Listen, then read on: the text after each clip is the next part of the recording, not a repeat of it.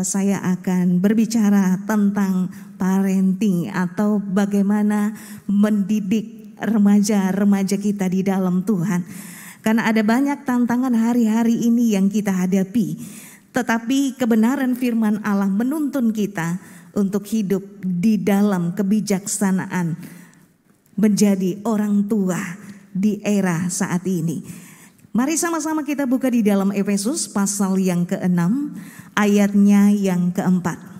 Efesus pasal yang ke-6 ayat yang ke-4.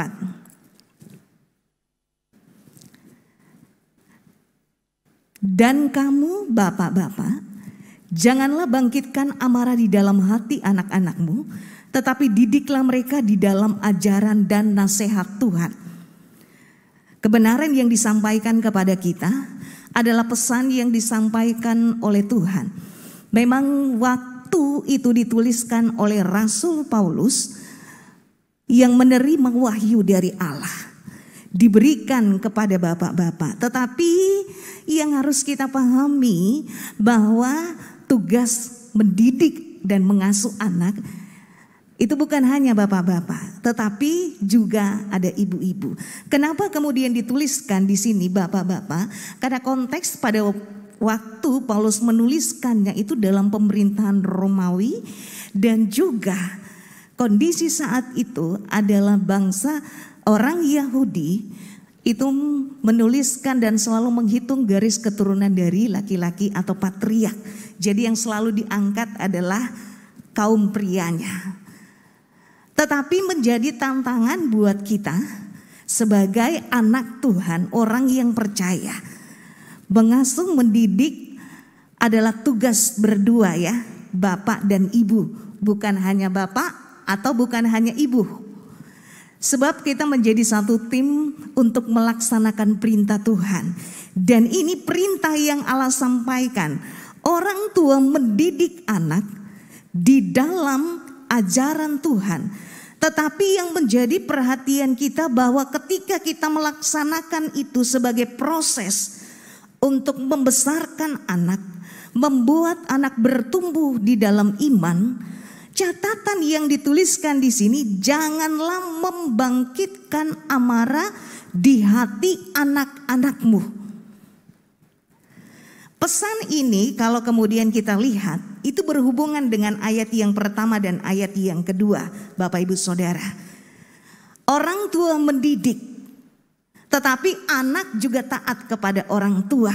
Ini hubungan yang saling berkaitan satu dengan yang lain. Orang tua mendidik, anak menghormati. Orang tua mendidik, anak menghormati. Anak taat. Sebab di dalam ketaatan ada berkat Tuhan. Masing-masing punya proses, masing-masing ada tanggung jawab.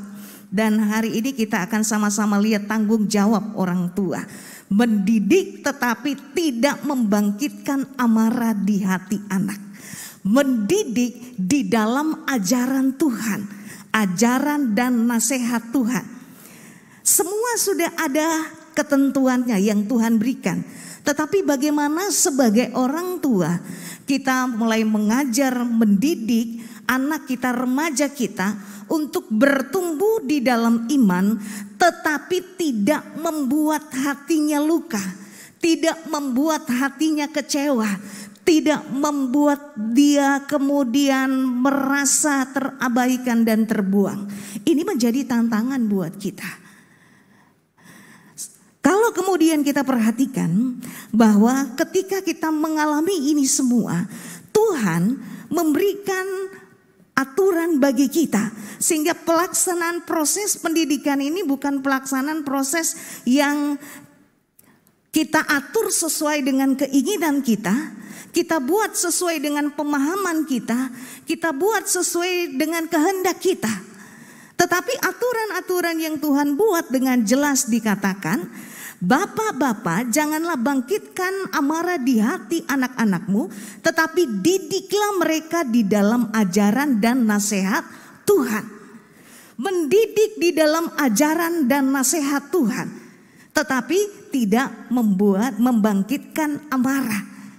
Kalau kemudian kita perhatikan, mendidik ini bagaimana kita mengajar, mendampingi anak untuk dari sejak dini bagaimana mengenal Tuhan, bagaimana mereka bisa dari kehidupan kita orang tua, mereka melihat adanya Tuhan, kasih Tuhan, didikan Tuhan, sehingga proses-proses ini terus berjalan. Sebab kita tahu bahwa proses mendidik ini di dalamnya ada kasih dan disiplin, ada hukuman, tetapi ada juga pengajaran. Di dalam didikan antara kasih dan disiplin itu berjalan seiringan. Kalau hanya kasih, maka anak akan cenderung menjadi manja. Tidak ada aturan yang jelas. Tetapi kalau hanya disiplin, maka anak akan mengalami kekerasan dan tidak menerima kasih sayang. Orang tua akan menjadi otoriter, sehingga banyak menimbulkan luka di hati anak-anak. Disiplin bentuk hukuman, tetapi hukuman yang seperti apa yang Tuhan ingin ajarkan kepada kita sebagai orang tua, sehingga ketika kita mendidik anak, mengajar anak remaja kita di dalam kasih, mereka boleh bertumbuh di dalam iman yang benar. Karena catatannya, disiplin itu harus disertai dengan pengajaran, dan sekali lagi tidak melukai hati anak. Sama-sama kemudian kita lihat bahwa tanggung jawab ini memang tanggung jawab yang cukup berat buat kita. Tanggung jawab yang besar, sebab anak Allah percayakan untuk kita. Lalu bagaimana kita berfungsi sebagai orang tua untuk mendidiknya? Salah satunya dengan kasih dan disiplin di dalam pengajaran Tuhan. Itu yang membuat kita akan mengalami karya Tuhan, bahwa kebutuhan ini adalah kebutuhan yang utama. Kasih, disiplin harus berjalan berbarengan, tidak dapat kita pisahkan. Sehingga ketika anak bertumbuh, dia bertumbuh di dalam pengenalan, juga di dalam pendisiplinan yang benar. Polanya kita akan lihat bahwa pola ini adalah pola yang Tuhan berikan bagi orang tua, dan itu ada di dalam Alkitab. Disiplin yang diberikan buat anak tentu bukan disiplin yang sembarangan. Kita main pukul, kita main menghukum, tetapi disiplin yang Tuhan ingin kita lakukan adalah disiplin dalam didikan, sehingga anak dapat mengetahui mana yang benar, mana yang salah, apa yang boleh, apa yang tidak. Untuk apa?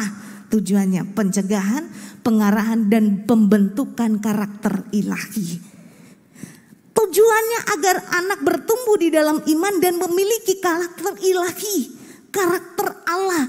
Itu ada pada diri anak atau remaja-remaja kita. Memang ini menjadi sebuah tantangan di era ini, Bapak Ibu Saudara. Semakin sulit keadaan, bahkan teknologi semakin canggih, dan anak-anak banyak menggunakan gadget. Tantangannya cukup besar. Tetapi disinilah ketika kita mulai mengarahkan hidup kita sebagai orang tua dalam tanggung jawab yang besar, kita pikul itu dengan tetap taat kepada firman. Maka hikmat Allah ada pada kita. Hikmat yang memampukan kita di jalan-jalan yang buntu, di jalan-jalan yang sulit. Itu membuat kita mampu melewatinya.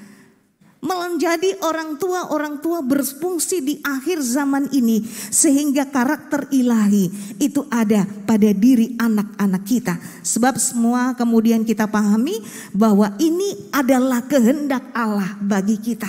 Di sini kita akan lihat sama-sama, Bapak Ibu Saudara, kasih dan disiplin ini membuat kita memahami bahwa Allah memberikan polanya.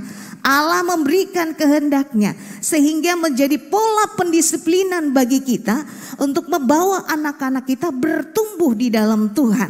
Sifat ini Allah telah berikan melalui bangsa pilihannya.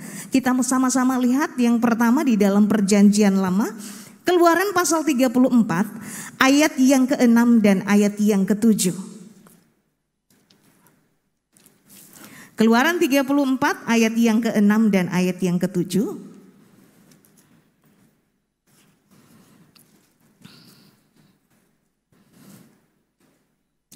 Berjalanlah Tuhan lewat dari depannya dan berseru, Tuhan, Tuhan, Allah penyayang dan pengasih, panjang sabar, berlimpah kasih setianya dan setianya, yang meneguhkan kasih setianya kepada beribu-ribu orang, yang mengampuni kesalahan, pelanggaran dan dosa, tetapi tidaklah sekali-kali membebaskan orang yang bersalah dari hukuman, yang membalaskan kesalahan bapa kepada anak-anaknya dan cucunya dan kepada keturunan ketiga dan keempat.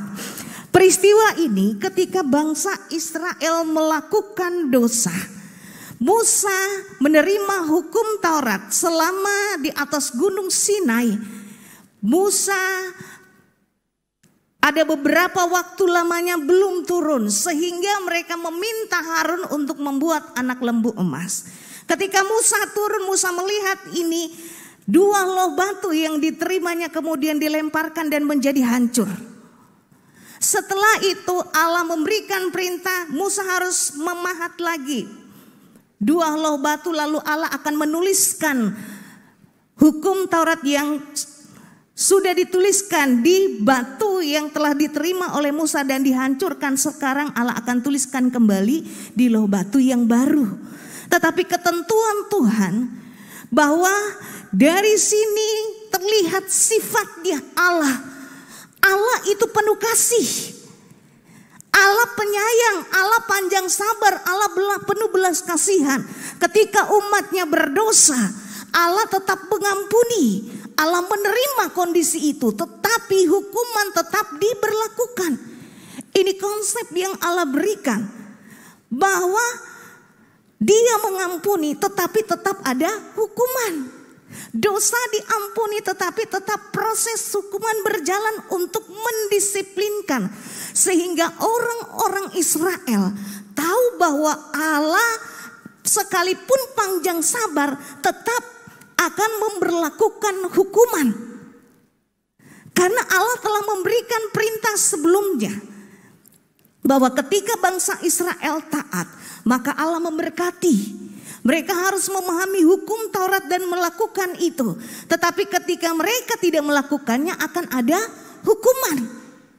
Allah memberikan konsep pengajaran ini kepada orang Israel untuk mereka pahami bahwa Allah sebagai Bapa mereka, sebagai Tuhan mereka, punya kasih, tetapi juga punya pendisiplinan. Yang salah akan tetap diberlakukan hukuman.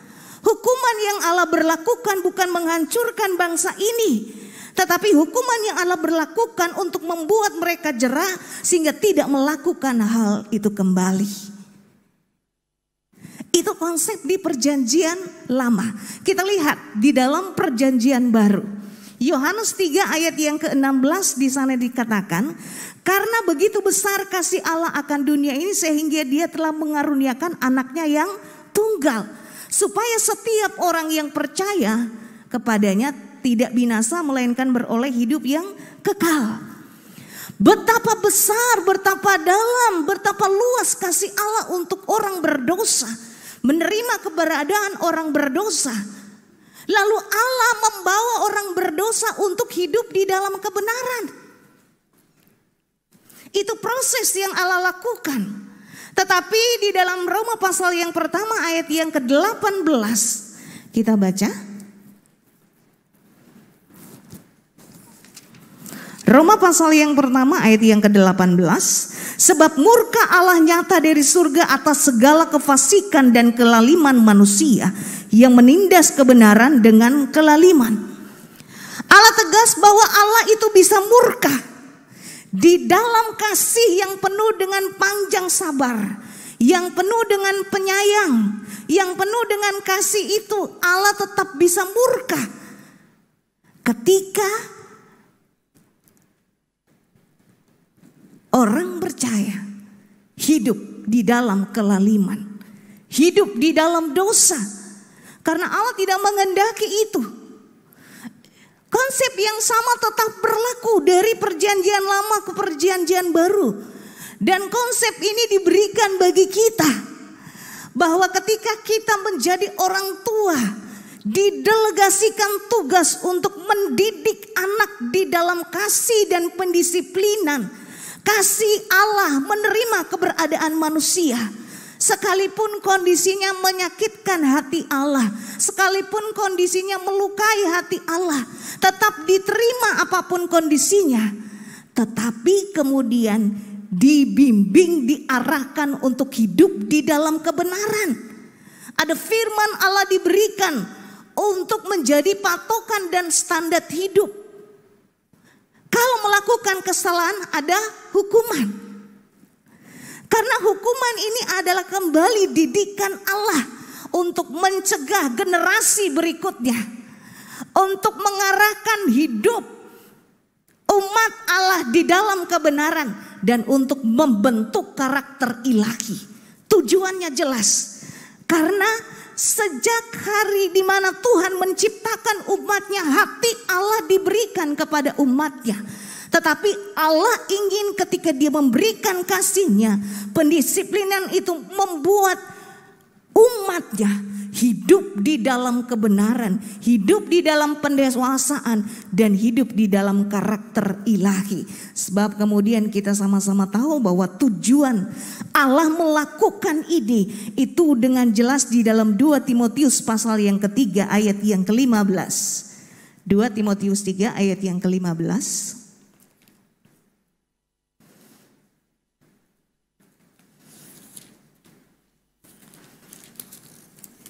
2 Timotius 3 ayatnya yang ke-15. Ingatlah juga bahwa dari kecil engkau sudah mengenal kitab suci yang dapat memberi hikmat kepadamu dan menuntun engkau kepada keselamatan oleh iman kepada Yesus Kristus.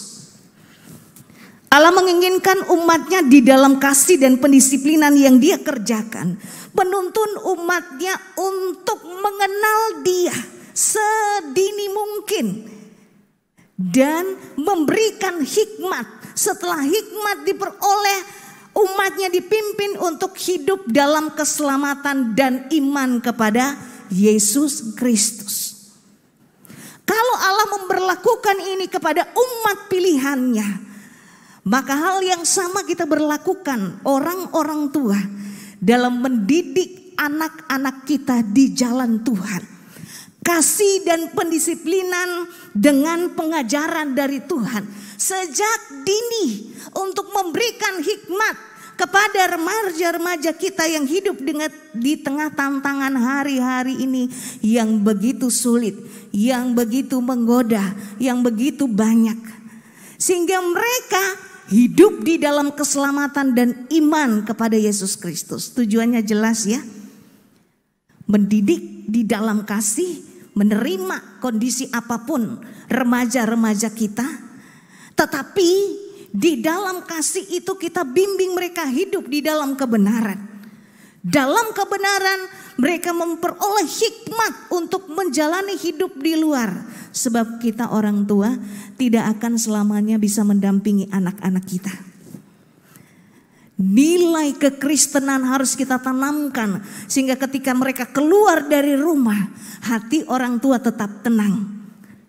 Hati orang tua tetap sejahtera. Sekalipun di luar ada banyak tantangan yang bisa menjatuhkan remaja-remaja kita. Sekalipun di luar sana ada banyak hal-hal yang disodorkan lebih nikmat, lebih instan, lebih nyaman. Tetapi mereka tetap bisa memegang iman mereka karena ada hikmat dari Tuhan. Dan mereka berani berkata tidak untuk hal-hal yang tidak berkenan di hati Tuhan.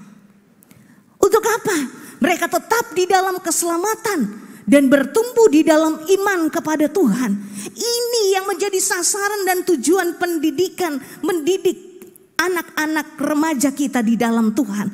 Jadi tidak sembarangan Bapak Ibu Saudara, ketika kita mendidik mereka ada arahannya dalam kasih dan pendisiplinan untuk mereka hidup di dalam kebenaran.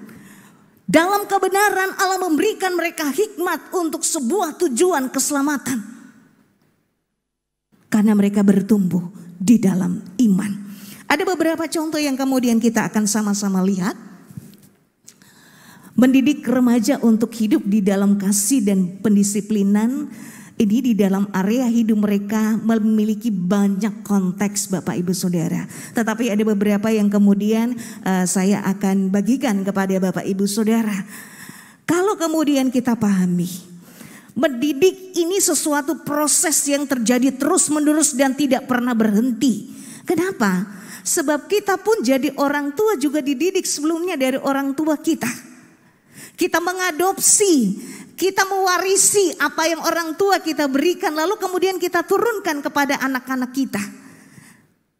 Entah dia baik atau buruk, entah polanya tepat atau tidak tepat, kita kan selalu berikan kepada anak-anak kita. Tetapi landasan yang menjadi kuat, standar yang benar adalah dari firman. Hal yang pertama kita lihat bahwa ketika Allah memilih bangsa Israel, Allah sudah mengenal umat ini. Dan Allah menyebutnya umat kesayangan bukan karena bangsa Israel ini memiliki kelebihan lebih dari bangsa-bangsa lain, bukan. Tetapi Allah pilih untuk menjadi saksi, menjadi berkat, menjadi contoh bagi bangsa-bangsa lain melihat kehadiran Allah dalam kehidupan bangsa ini.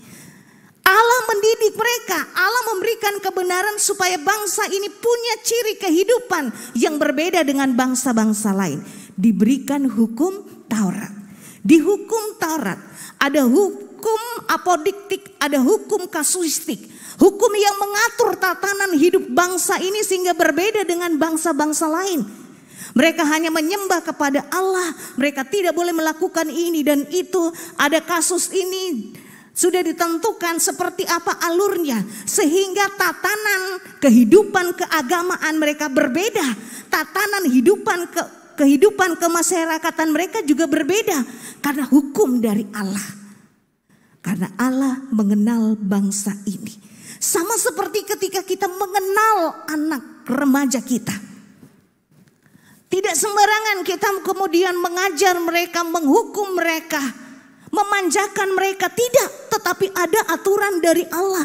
Sebab mendidik anak-anak zaman now, anak remaja kita sekarang itu berbeda dengan zaman-zaman sebelumnya. Mereka belum pernah jadi orang tua, kita sudah melewati proses itu. Tapi bagaimana kita mengenal anak-anak remaja kita adalah mengenal dari tahap-tahap perkembangan mereka. Remaja itu masa gejolak karena masa peralihan dari anak-anak menuju dewasa. Jadi tanggung ya Bapak Ibu Saudara. Mereka lagi bertumbuh menuju dewasa tapi sudah merasa dewasa.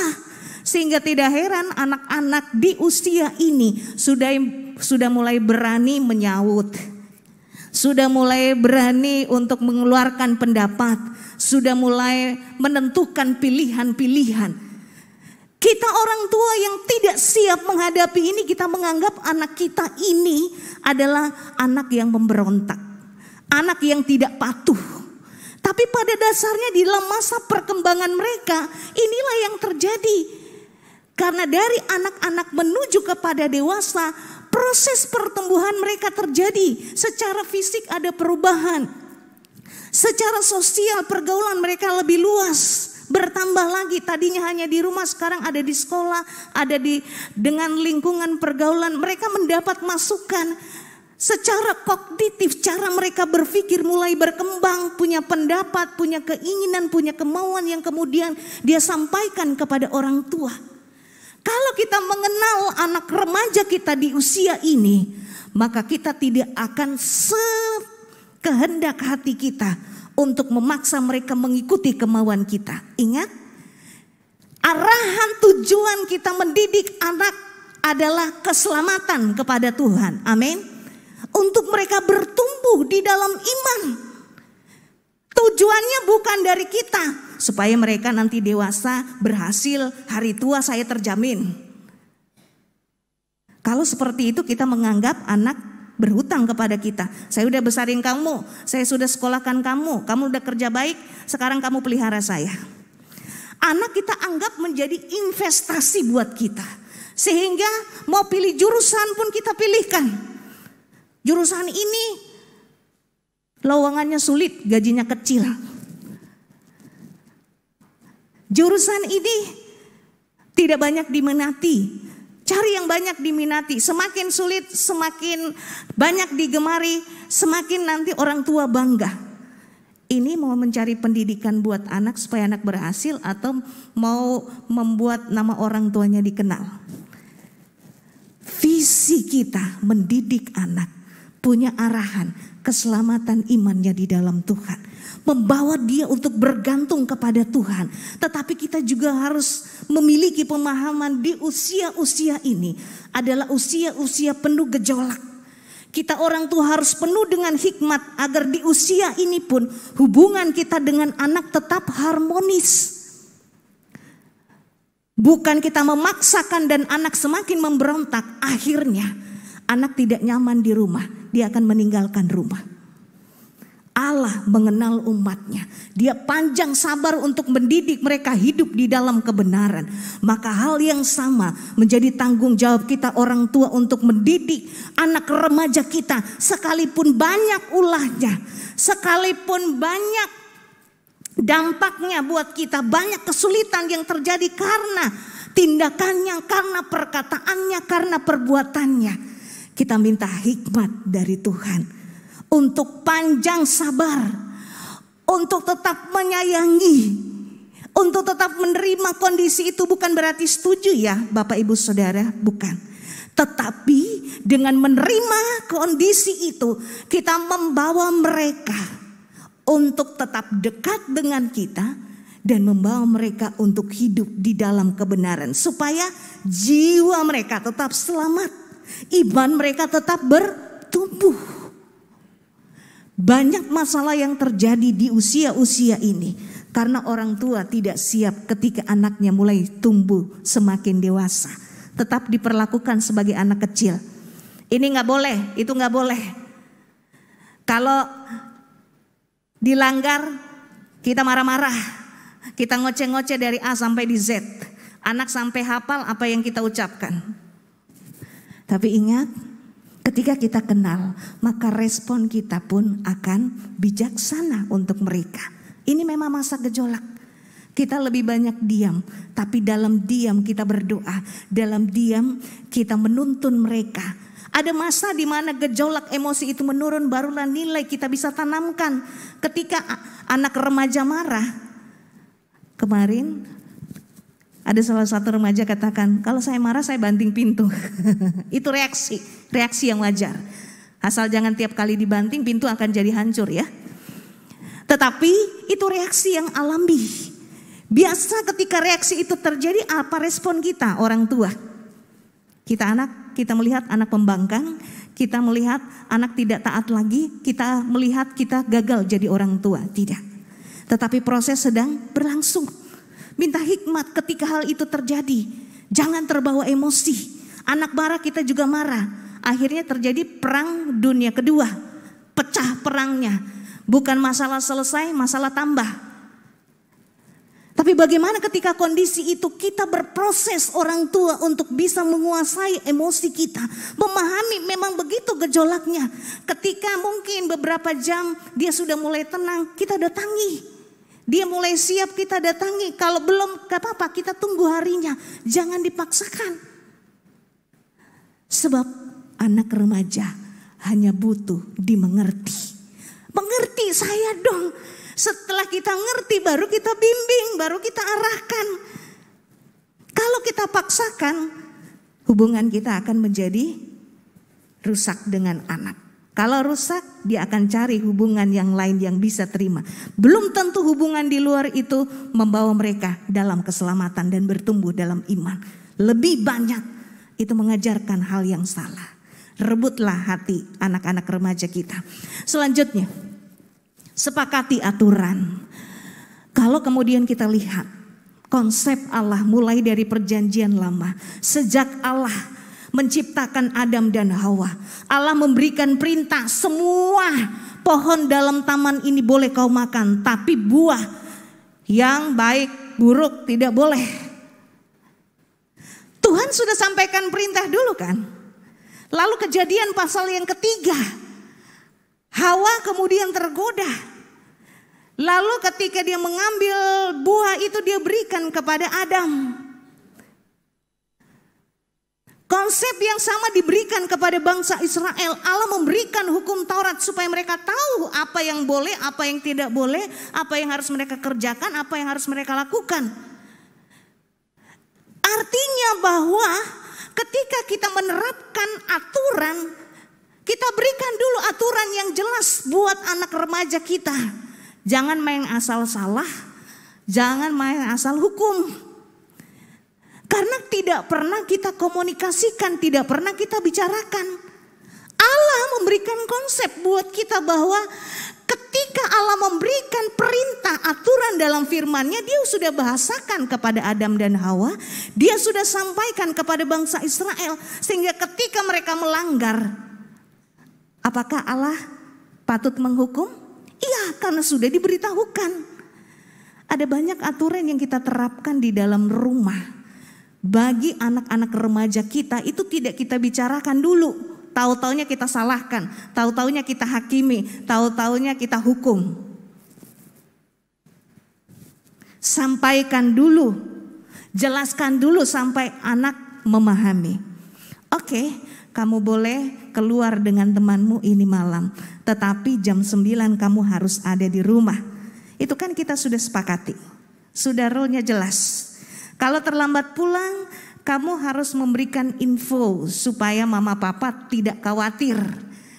Jangan anaknya pulang langsung dimarahin, langsung dihukum, tidur saja di luar dan sebagainya. Hati anak bisa terluka. Kita bicarakan dulu. Dan anak yang mulai beranjak di usia remaja itu punya banyak sekali keinginan. Keinginan ini kadang-kadang tidak realistis dengan kondisi yang ada. Kita perlu bantu mereka. Karena secara psikologi di dalam otak mereka ada yang disebut dengan amigdala. Pusat emosi yang baru mau terbentuk dengan baik bersama bertumbuhnya usia mereka itu juga terbentuk semakin baik. Tetapi karena remaja ini punya gejolak yang besar, punya semangat yang besar, semua mau dilakukan, semua mau dikerjakan, semua mau dicoba. Sehingga berbenturan dengan aturan-aturan yang ada. Seringkali melanggar, seringkali tidak taat, iya.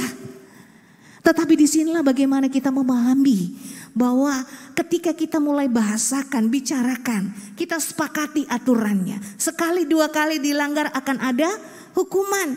Jangan baru satu kali terus hukuman berlangsung. Ingat tujuannya. Iman bertumbuh di dalam Tuhan. Sebab kerohanian yang kita utamakan. Supaya mereka tetap pada keselamatan di dalam Tuhan. Menyatakan kasih. Allah menyatakan kasihnya dengan caranya yang unik kepada umatnya. Dia memberikan anaknya yang tunggal. Kasih tanpa batas. Kasih tanpa syarat. Kita orang tua memberikan kasih kepada anak kita bersyarat atau tidak? Saya juga banyak belajar. Jadi orang tua tidak mudah. Tetapi belajar dari kesalahan-kesalahan yang sudah ada. Bahwa anak perlu untuk itu. Kasih diberikan, terima dia apa adanya. Sehingga dia merasa nyaman, maka kita mudah membentuknya. Menyatakan itu dengan kontak fisik dan verbal. Artinya kita peluk, kita sayang, itu bukti. Allah pun memberikan buktinya. Bukan hanya sekedar kata-kata, Allah memberikan anaknya. Maka kasih orang tua juga harus dibuktikan. Menjadi sahabat remaja, ini pola Yesus. Untuk membangun kedekatan. Jadi setelah anak menjadi remaja, kita tidak lagi kemudian menghukum mereka seperti ketika mereka masih kecil. Tapi bawa mereka untuk melihat bahwa kita menjadi sahabat. Anak remaja membutuhkan apa? Telinga kita untuk bisa mendengar. Pandangan mereka, pemahaman mereka benar atau salah. Selanjutnya kita yang membenarkan. Jangan belum anak jelaskan kita sudah salahkan. Jangan belum anak katakan kita sudah kemudian bicara. Sehingga anak tidak bisa menyampaikan keinginannya. Balik, Ibrani 12 ayat yang ke-7 sampai yang ke-10.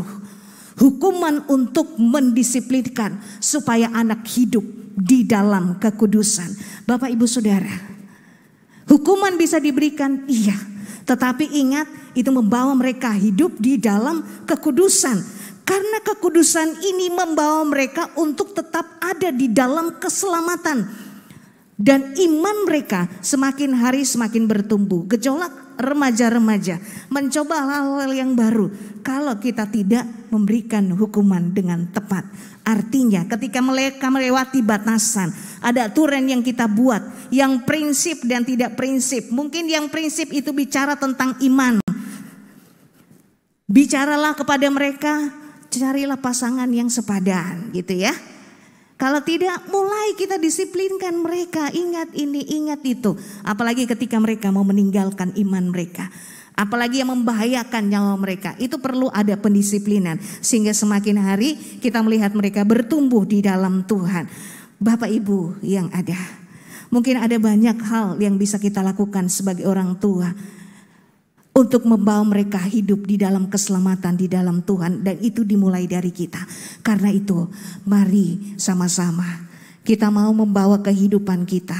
Kalau mungkin di antara apa yang sudah kita dengarkan, kita lihat ada hal yang perlu dibetulkan dari hidup kita sebagai orang tua mendidik anak-anak kita. Tuhan ada, Tuhan bekerja. Karena kasih dan disiplin yang Tuhan kerjakan itu menghasilkan kebenaran untuk membuat damai. Maka kasih dan disiplin yang kita terapkan bagi anak remaja kita itu membawa mereka hidup di dalam kebenaran dan ada damai di hati mereka. Bukan permusuhan dengan kita, tetapi damai yang membuat mereka tetap aman, membuat mereka tetap tenang, membuat mereka tetap nyaman untuk membangun kedekatan dengan kita dan kita bisa mendidik mereka di dalam kebenaran. Ibrani 12 ayat yang ke-11.